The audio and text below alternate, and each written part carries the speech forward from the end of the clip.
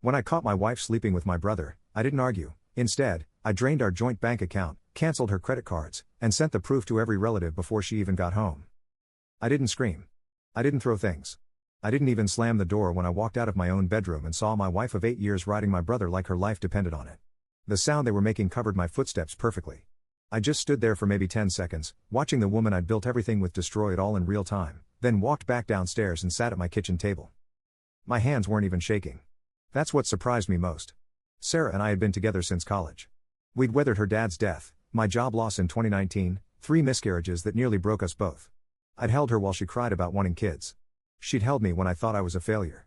8 years of marriage, 12 years total. We were supposed to be trying again next month. We'd just finished renovating this house. Her car payment came out of our joint account every month. My brother Jake had been staying with us for 6 weeks since his divorce. 6 weeks of he just needs time to get back on his feet and family helps family and he's really struggling right now. 6 weeks of me working 60-hour weeks to support 3 adults while they apparently worked on destroying my entire existence. I pulled out my phone and opened our banking app. $47,000 in checking. $23,000 in savings. Money we'd saved for the kids we were going to try for. Money from the house I'd inherited from my grandmother and sold to buy this place with her. I transferred it all to my personal account. Every penny. Then I opened the credit card app. 4 cards in her name, all linked to my accounts. Cancelled. The car loan she couldn't afford on her teacher's salary. Called the bank, had myself removed as cosigner. It would be repossessed within the week. The sounds upstairs had stopped. I could hear them talking, probably planning when they'd do this again. Jake's voice, lower than usual. Intimate. Sarah's laugh. The same laugh she used to give me. I opened my photos and scrolled back 2 hours to when I'd come home early to surprise her with dinner. The front door had been unlocked. Her car in the driveway next to Jake's. I'd climbed the stairs quietly, planning to sneak up on her, maybe catch her reading in bed. Instead I caught her my brother in the bed we'd bought together 3 years ago. My finger hovered over the video I'd recorded.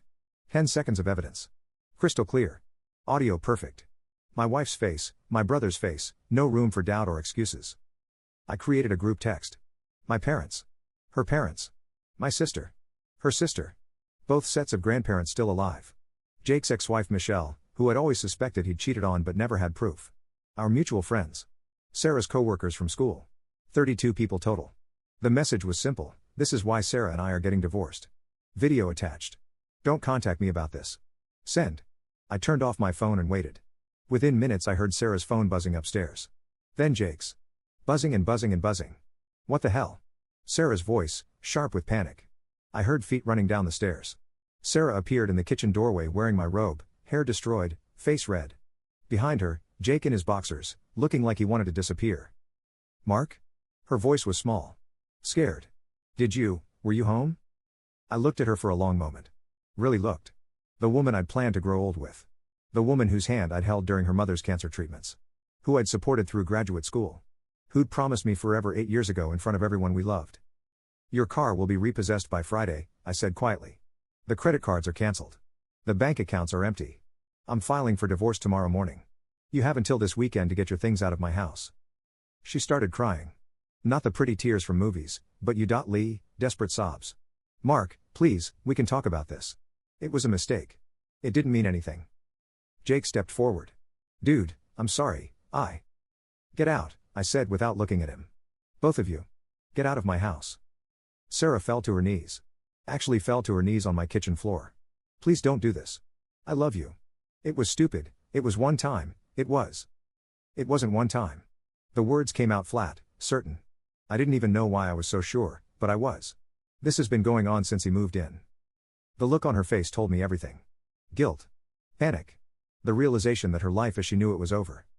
My phone was still buzzing with responses, but I didn't turn it back on. I didn't need to see what people were saying. The damage was done. Everyone who mattered knew what she was. What they both were. I'll stay at a hotel tonight, I said, standing up. When I come back tomorrow, you're gone. I walked out my front door and got in my car. Behind me, I could hear Sarah screaming my name, begging me to come back. But I was already gone. The hotel room was quiet except for my phone, which hadn't stopped ringing in 18 hours. I'd finally turned it back on around noon and watched 2 days of my life explode in real time. 47 missed calls from Sarah. 23 from Jake.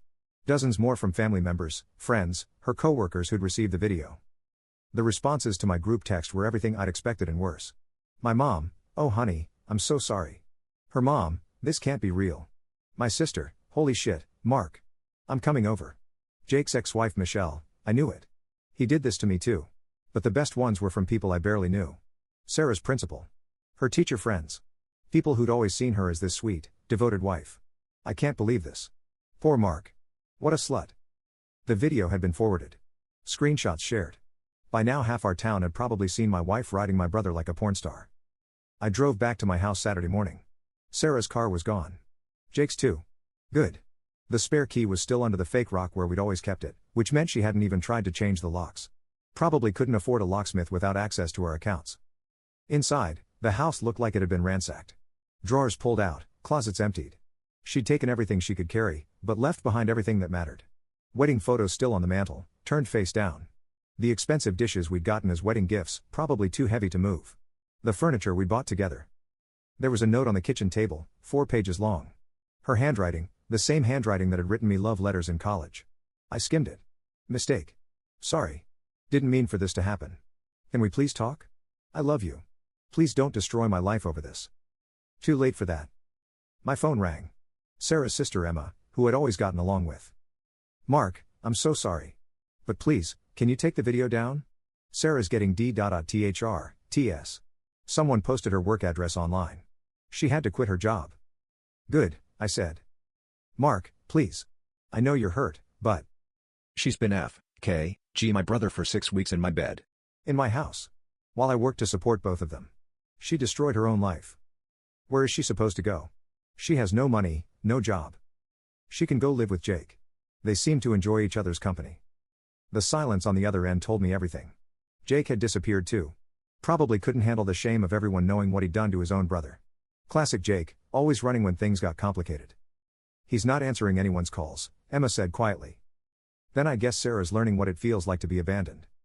Over the next few weeks, I heard bits and pieces through the gossip network that had once been our social circle. Sarah was staying with a friend from college 2 towns over.